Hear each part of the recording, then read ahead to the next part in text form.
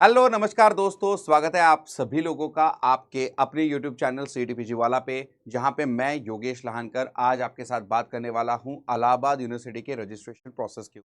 ठीक है। अब ये जो रजिस्ट्रेशन प्रोसेस है, वैसे देखा जाए तो 5th ऑफ मई को खुल चुकी थी और यहाँ पे बहुत सारे बच्चों ने इसका जो काफ़ी लंबा चौड़ा प्रोस्पेक्टस है, उसके ऊपर मुझे खुलासा करने के लिए बोला था। तो इसकी वजह से मैंने ये जो सेशन है, ये प्लान किया है आपके लिए। इलाहाबाद यूनिवर्सिटी का फॉर्म भरने से पहले ये सेशन ज़रूर से देख लीजिएगा। सारी की सारी इम्पोर्टेंट इन्फॉर्मेशन मैंने यहाँ पे आपके लिए जो है ग्रीन कलर से इसको हाईलाइट किया हुआ है और वो मैं आपको समझाने वाला हूँ, ठीक है? तो चलिए इलाहाबाद यूनिवर्सिटी के बारे में हम लोग जानते हैं। तो यहाँ पे मैंने आपके लिए इलाहाबाद यूनिवर्सिटी का सेशन 2026-2027 का पीजीएटी यानी पोस्ट ग्रेजुएट जो आपका एडमिशन टेस्ट है 2026 में होने वाला है, इसका प्रॉस्पेक्टस खोल के रखा हुआ है।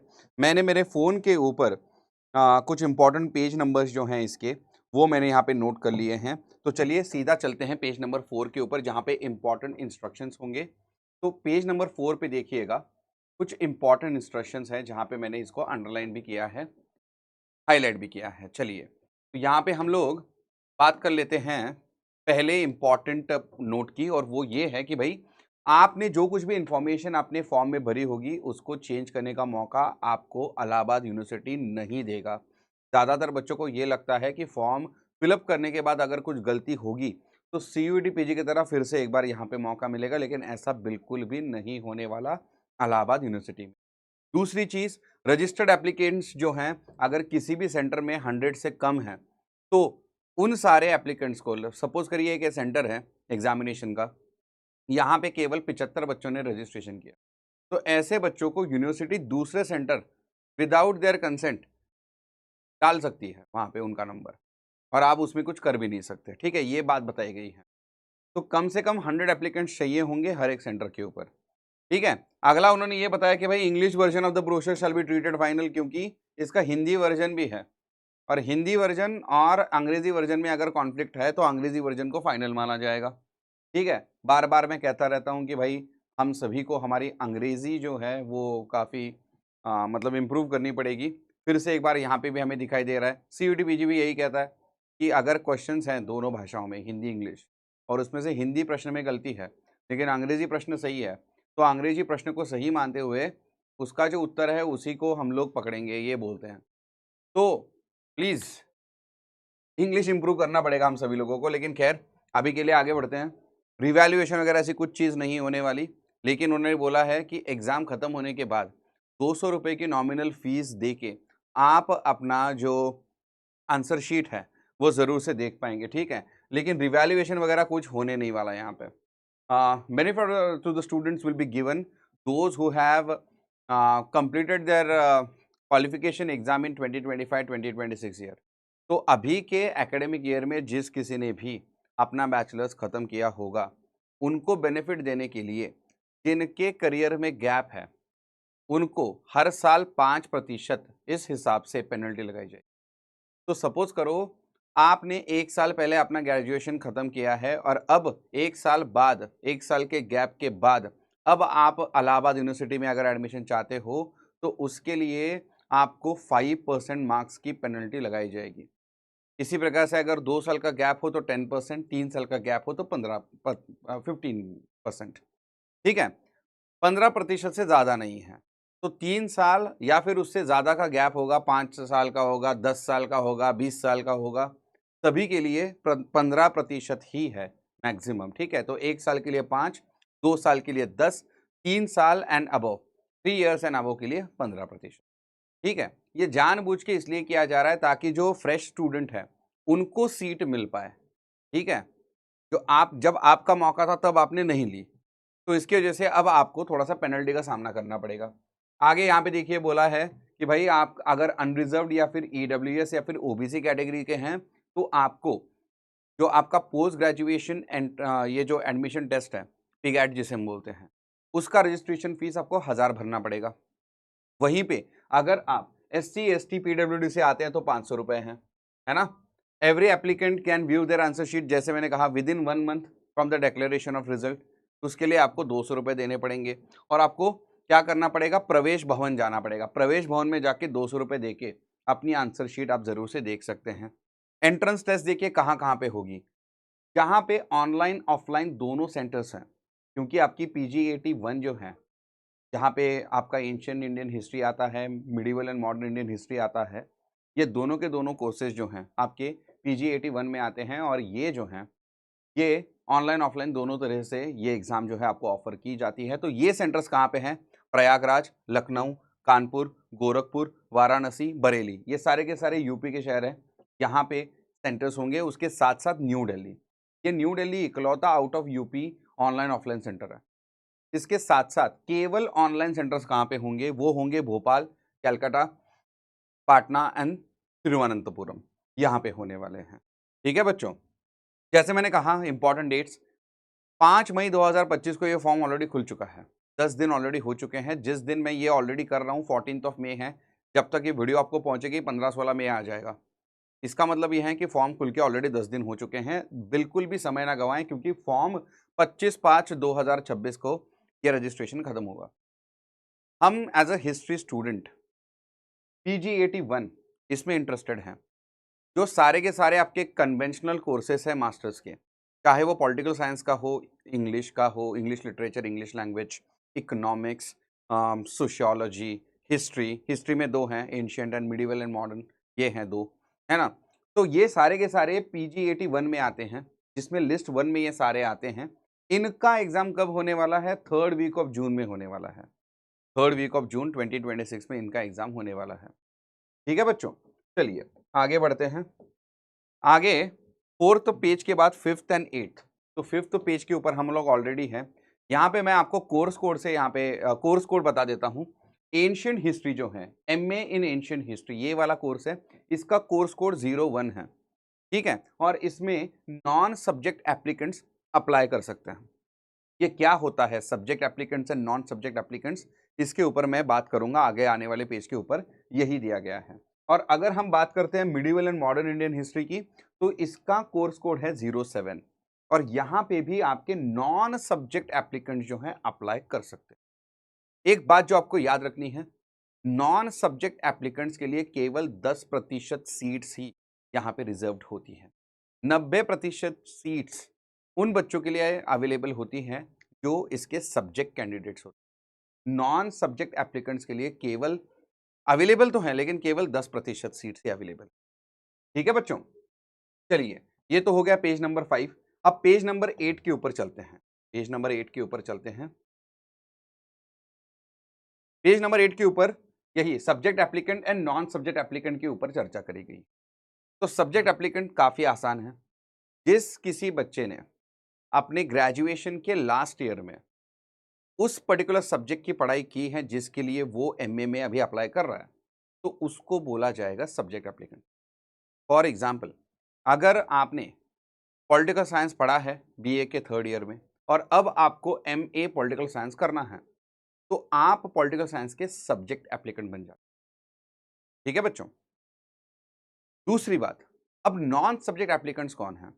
देखिए, नॉन सब्जेक्ट एप्लीकेंट्स वो हैं जिन्होंने एक पर्टिकुलर सब्जेक्ट जो है अपने 3rd ईयर के BA में नहीं पढ़ा, बैचलर्स में नहीं पढ़ा। ठीक है, उन्होंने शायद कोई दूसरा ही बैचलर्स करा होगा, BCom करा होगा, BSc करा होगा। अब ऐसे बच्चे को अगर मिडिवल एंड मॉडर्न हिस्ट्री में अगर अप्लाई करना है, तो क्या उसने ये सब्जेक्ट पढ़ा होगा? आप बताइए। जिसने BSc फिजिक्स, केमिस्ट्री, बायो किया है, क्या उसने medieval and modern Indian history पढ़ा होगा? नहीं पढ़ा होगा। लेकिन फिर ऐसे बच्चों को एक्चुअली में अप्लाई करना अलाउ है। यहाँ पे एक एग्जांपल देता हूँ मैं। एक ऐसा बच्चा, सपोज उसने history, economics and political science पढ़ा है, ठीक है, लेकिन अब उसको एडमिशन चाहिए सोशियोलॉजी में, MA सोशियोलॉजी में एडमिशन चाहिए। तो अब MA सोशियोलॉजी के लिए ये बच्चा एक्चुअली नॉन सब्जेक्ट बन चुका है। अब ऐसे में उसको क्या करना होगा? ऐसे में उसको 2 सब्जेक्ट्स ऐसे चुनने पड़ेंगे जहाँ पे उसने BA करा हो। तो मैंने आपको एग्जांपल दिया था कि हिस्ट्री, इकोनॉमिक्स और ये 3 सब्जेक्ट्स हैं। कोई भी 3 सब्जेक्ट पकड़ लो जो सोशियोलॉजी नहीं है, उसको सोशियोलॉजी में एडमिशन चाहिए। ठीक है, हिस्ट्री, इंग्लिश एंड इकोनॉमिक्स पढ़ रहा है वो, ठीक है। तो अब इसको क्या करना पड़ेगा, पीजीएटी 1 में इसको इन तीनों में से किसी 2 विषय में पीजीएटी का फॉर्म भरना पड़ेगा। ठीक है, तो चाहे वो हिस्ट्री में और इकोनॉमिक्स में फॉर्म भर सकता है, और फिर सोशियोलॉजी की एग्जाम दिए बगैर भी वो एमए सोशियोलॉजी के लिए कंसिडर होगा। लेकिन एमए सोशियोलॉजी में पहली शर्त यह है कि एमए सोशियोलॉजी में नॉन सब्जेक्ट कैंडिडेट्स को उन्होंने वहाँ पे एक्सेप्ट करना जो है वो होना चाहिए। तो हमने देखा अभी थोड़ी देर पहले कि हाँ भाई, नॉन सब्जेक्ट जो हैं वहाँ पे लेते हैं, है ना, एमए सोशियोलॉजी में ऊपर वाले इसमें हमने देखा अभी थोड़ी। अरे यार, ये तो काफ़ी ऊपर चला गया मैं। यहाँ पे आप देख सकते हैं इकोनॉमिक्स है, यस है। सोशियोलॉजी देखिए, देखिए यस है सोशियोलॉजी के लिए। तो अगर आप ऐसा बच्चा पकड़ ले जिसने पॉलिटिकल साइंस पढ़ा है, पॉलिटिकल साइंस पढ़ा है उसने उसने इंग्लिश लैंग्वेज, इंग्लिश लिटरेचर या फिर इकोनॉमिक्स पढ़ के रखा है, ये 3 सब्जेक्ट्स उसने पढ़े हैं, उसको सोशियोलॉजी में एडमिशन, तो उसको क्या करना पड़ेगा, इकोनॉमिक्स और दूसरे किसी एक सब्जेक्ट में, पॉलिटिकल साइंस के सब्जेक्ट में उसको पीजीएटी 1 देना पड़ेगा। और उसके बाद वो एमए सोशियोलॉजी के एडमिशन के लिए भी एक्चुअली क्वालिफाई कर लेगा। लेकिन एमए सोशियोलॉजी के एडमिशन के लिए जो नॉन सब्जेक्ट कैंडिडेट्स की सीट्स हैं वो 10% ही रिजर्व्ड है। नॉन सब्जेक्ट कैंडिडेट्स के लिए 10% सीट्स ही यहाँ पे रिजर्व्ड है, ये आपको ठीक से पता होना चाहिए। ठीक है, तो ये subject and non subject candidates वाला जो माजरा है वो मैंने आपको बता दिया। आगे बढ़ते हैं, पेज नंबर 11 एंड 12 के ऊपर चलते हैं। अब पेज नंबर 11, तो पेज नंबर 11 एंड 12 में यहाँ पे सारी एलिजिबिलिटी बताई गई है। तो पेज नंबर 11 पे मोड बताया गया है। तो PGAT 1 test meant for courses mention in list 1, 2 and 3, जहाँ पे हमारे सारे के सारे जो कन्वेंशनल कोर्सेज आते हैं लगभग सारे के सारे लिस्ट 1 में आते हैं। They will be conducted online as well as offline, ये बताया गया है।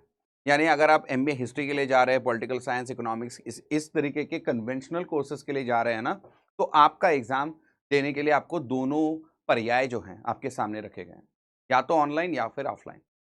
ठीक है, कोई बात नहीं। चलिए आगे बढ़ते हैं। 12th नंबर पे सीट्स दिए गए हैं, बहुत बढ़िया। एंशियंट इंडियन हिस्ट्री के लिए आप देख सकते हैं जिसका सब्जेक्ट कोड 01 है, बम्पर सीट्स है यहाँ पे 435। ठीक है, सबसे पहले देखिए डिपार्टमेंट में 120 सीट्स हैं, बाकी के जो कॉलेजेस हैं CMP, ADC, ISDC, SSK and SPM, यहाँ पे कुल मिला के 435 सीट्स हो जाती हैं। इन कॉलेजेस के नाम क्या हैं आप नीचे जरूर जान सकते हैं, उसको भी मैंने हाईलाइट करके रखा है। ठीक है, दूसरा जो है मिडिवल एंड मॉडर्न हिस्ट्री, इसका कोर्स कोड 7 है। यहाँ पे भी काफी अच्छी सीट्स है डिपार्टमेंट में, 100, यानी आपका इलाहाबाद यूनिवर्सिटी का जो डिपार्टमेंट है उसमें 100 सीट्स है। उसके अलावा सीएमपी में 63, एडीसी में 63 और आईएसडीसी में 63, कुल मिला के 289 सीट्स। तो आप देख सकते हैं यहाँ पे लगभग 700 से भी ज्यादा सीट्स है यहाँ पे, है ना। हाँ नहीं, हाँ लगभग 700 से ज्यादा सीट्स है यहाँ पे। हिस्ट्री के लिए बात कर रहा हूँ मैं। उसी प्रकार से आप इंग्लिश लिटरेचर, इंग्लिश लैंग्वेज के देख सकते हो, बहुत ज़्यादा सीट्स है वहाँ पे, 900 से ज़्यादा सीट्स दिख रही है मुझे। नहीं, 500 के आसपास सीट्स है ना। अगर हम पॉलिटिकल साइंस की बात करते हैं 465 की सीट्स है भैया। सोशियोलॉजी में 297, बहुत ही धड़ाधड़ सीट्स है यहाँ पे भैया। ठीक है, ज़रूर से आप इसको अप्लाई कीजिएगा। चलिए, ये प्लान बी काफ़ी अच्छी तरीके से साबित हो सकता है। अगर आप सोच रहे थे कि ये जो सीट्स है अलग अलग कॉलेजेस, अलग अलग इंस्टीट्यूट्स में किस तरीके से हैं, उन इंस्टीट्यूट्स के नाम क्या हैं, क्योंकि यहाँ पे उन्होंने क्या किया था यूज़, उन्होंने यूज़ करा था एक एब्रीविएशन। तो उन सारे के सारे एब्रीविएशंस का यहाँ पे आप देख सकते हैं। AU stands for university of Allahabad main campus, CMP Chaudhary Mahadev Prasad degree college, KP KP training college, ADC Allahabad degree college, वगैरह वगैरह वगैरह। ठीक है बच्चों, आगे बढ़ते हैं, पेज नंबर 15 एंड 17 के ऊपर चलते हैं। अब यहाँ पे हमें जनरल इन्फॉर्मेशन में फिर से एक बार पेज नंबर 15 में देखना पड़ेगा कि एलिजिबिलिटी क्या है। यहाँ पे उन्होंने बताया कि अगर आपको एलिजिबिलिटी ठीक से जाननी है तो उसके लिए ये सारे पैराग्राफ जो हैं आपको देखने पड़ेंगे। आप देख सकते हैं ancient history, medieval and modern history, इनके लिए एलिजिबिलिटी के जो क्राइटेरियाज रखे गए हैं सेम पैराग्राफ्स में दे के रखे हैं। तो ये जो क्राइटेरिया है वही वाला है कि देखो आपका जो BA होना चाहिए वो 3 साल का होना चाहिए, और या तो वो इलाहाबाद यूनिवर्सिटी से होना चाहिए या फिर किसी भी मान्यता प्राप्त यूजीसी मान्यता प्राप्त यूनिवर्सिटी से आपने इसको कंप्लीट किया होना चाहिए। ठीक है, यही बताया गया है। बहुत ज़्यादा उन्होंने वहाँ पे एलिजिबिलिटी बताई गई है, लेकिन यही सबसे इंपॉर्टेंट एलिजिबिलिटी तो यही है कि आपके पास एक डिग्री होनी चाहिए। आप लास्ट ईयर में भी हो सकते हैं, ठीक है? तो बीए थर्ड ईयर भी अगर आप कर रहे हैं तब भी आप एलिजिबल है। लेकिन शर्त सिर्फ इतनी सी है कि यूजीसी से मान्यता प्राप्त किसी यूनिवर्सिटी कॉलेज से आपने ये डिग्री की हो। ठीक है, लगभग यही चीज़ें यहाँ पे दोहराई गई हैं। तो अगर आप 1.4 में वगैरह आते हैं, ठीक है, तो ये आता है फिर आपका page number 17 sorry 21 and 22, 21 and 22, तो वहाँ पे आपको दिखेगा लगभग वही चीज़ें बताई गई हैं।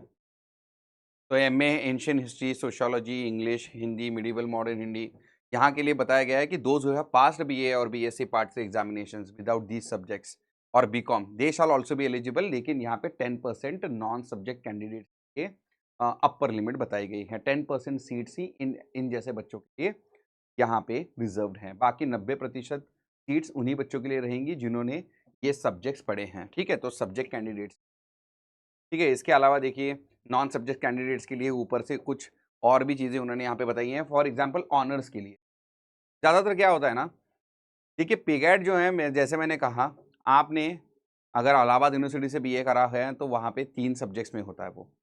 तो आपको उसमें से 2 या 3 सब्जेक्ट्स में होता है। आप में से आपको क्या करना पड़ता है, उन 2 सब्जेक्ट्स में आपको पीजीएटी देनी पड़ती है, तभी आपको ज़्यादा से ज़्यादा जो है इसका लाभ मिलेगा। लेकिन अगर आपने सपोज करो बीए किया है ऑनर्स में, तो आपका केवल एक ही सब्जेक्ट होगा। तो ऐसे में फिर आपको क्या करना पड़ेगा, उसी केवल एक सब्जेक्ट के लिए आपको पीजीएटी देना पड़ेगा। ये भी उन्होंने यहाँ पे रखा, बोल के रखा है। तो अगर आपका बीए ऑनर्स है तो केवल आप उसी सब्जेक्ट में ये देंगे, आपका एग्जाम देंगे, पीजीएटी देंगे। लेकिन अगर आपने एकदम नॉर्मल सा बीए करके रखा है इलाहाबाद यूनिवर्सिटी या फिर किसी दूसरी यूनिवर्सिटी से, अगर आपका ऑनर्स नहीं है इन शॉर्ट, तो फिर आपको कम से कम 2 पीजीएटी एग्जाम्स के लिए बैठना पड़ेगा और उनके एवरेज स्कोर के तहत आपका मेरिट लगाया जाएगा किसी भी नॉन सब्जेक्ट इसके लिए एडमिशन के लिए। ठीक है, तो जैसे मैंने कहा आपको हिस्ट्री और इकोनॉमिक्स का एग्जाम देके सोशियोलॉजी में भी एडमिशन मिल सकता है, लेकिन आपको ये 2 एग्जाम देने पड़ेंगे। आप सोशियोलॉजी का एग्जाम मत दो, आपको लेकिन आपने पढ़े हुए जो सब्जेक्ट्स हैं उसका एग्जाम जरूर देना पड़ेगा। ठीक है, इससे क्या होता है ना बच्चों, सबसे पहले तो आप उन पर्टिकुलर सब्जेक्ट्स के सब्जेक्ट कैंडिडेट की तरह क्वालिफाई कर जाते हो दोनों के। ठीक है, तो सपोज करो एक ऐसा बच्चा है जिसने 2 टेस्ट दिए, उसने इकोनॉमिक्स का भी दिया और हिस्ट्री का भी दिया और उसको चाहिए एडमिशन सोशियोलॉजी में। ठीक है, अब देखिए क्या होता है सिनेरियो, पहले इसमें वो काफ़ी अच्छा परफॉर्म कर लेता है और इसकी वजह से वो टॉप मेरिट रैंक में आ जाता है और उसको एमए सोशियोलॉजी में भी एडमिशन मिल जाता है। भले ही उसने सोशियोलॉजी आज तक कभी पढ़ी नहीं थी या फिर उसने कभी सोशियोलॉजी का जो है पीगैट टेस्ट दिया भी नहीं, लेकिन फिर भी उसका अच्छा परफॉर्मेंस था, बहुत अच्छा परफॉर्मेंस था, उसको एडमिशन मिल गया। लेकिन दूसरी तरफ ये भी हो सकता है कि चूंकि उसने आज तक कभी सोशियोलॉजी पढ़ी नहीं थी, ठीक है, या फिर उसका ये हो गया, थोड़ा सा प्रॉब्लम हो गया एग्जाम देते देते, उसका मेरिट का स्कोर इतना खास आया नहीं, तो जो ये जो नॉन सब्जेक्ट के 10% सीट्स रिजर्व थे उसके लिए, उस पर्टिकुलर मेरिट लिस्ट में वो बैठ नहीं पाया। अब क्या होगा, अब उसको एमए सोशियोलॉजी में एडमिशन तो नहीं मिलेगा। अब उसके हाथ में क्या है, as a subject candidate of history and political science, वो इन दोनों सब्जेक्ट में अप्लाई जरूर कर। ठीक है बच्चों, तो ये फायदा होता है। इलाहाबाद यूनिवर्सिटी जानबूझ के आपको डबल पेपर क्यों अटेम्प्ट करवाने के लिए मतलब इतनी इच्छुक है, ये इसलिए है ताकि बार बार अलग अलग पेपर ना लेना पड़े और एक ही एंट्रेंस एग्जाम से आप मल्टीपल सब्जेक्ट्स के लिए क्वालिफाई कर जाओ। ये इसके पीछे का सबसे बड़ा कारण है बच्चों। ठीक है, चलिए आगे बढ़ते हैं। 22 हो गया, उसके बाद 27, पेज नंबर 27 के ऊपर हम लोग थोड़ी सी चर्चा कर लेते हैं। यहाँ पे देखिए ये बोला गया है कि भाई आपकी जो एग्जाम होगी वो कैसे होगी, इसके बारे में चर्चा की गई। ठीक है, ऑनलाइन ऑफलाइन बोथ होगी आपकी। जैसे मैंने कहा ऑनलाइन ऑफलाइन बोथ वाले सेंटर्स कौन से हैं, प्रयागराज, लखनऊ, कानपुर, गोरखपुर, वाराणसी, बरेली इन उत्तर प्रदेश, और उत्तर प्रदेश के बाहर न्यू दिल्ली। लेकिन इसके साथ साथ जो ऑनलाइन ओनली हैं सेंटर्स वो है भोपाल, कोलकाता, पाटना एंड तिरुवनंतपुरम। ठीक है, the applicant seeking admission to MA and MSc courses shall have to appear the test in both subjects which they have studied in BA or BSc third year. But the applicants who have passed BA in honors shall appear only the test in which only the subject of honors as specified in section 1 of your brochure. तो यहाँ पे फिर से एक बार वही बात की गई, अगर आपने BA BSc नॉर्मल वाली करके रखी है तो 2 सब्जेक्ट में आपको पे गाइड देना पड़ेगा, लेकिन अगर आपने ऑनर्स करके रखी है तो केवल उसी सब्जेक्ट में। ठीक है बच्चों। Lastly the time duration for PGAT is 2 hours. ठीक है, और इसमें नेगेटिव मार्किंग ना होने के कारण आपको सारे क्वेश्चंस को अटेम्प्ट करना है। ठीक है, चलिए आगे बढ़ते हैं।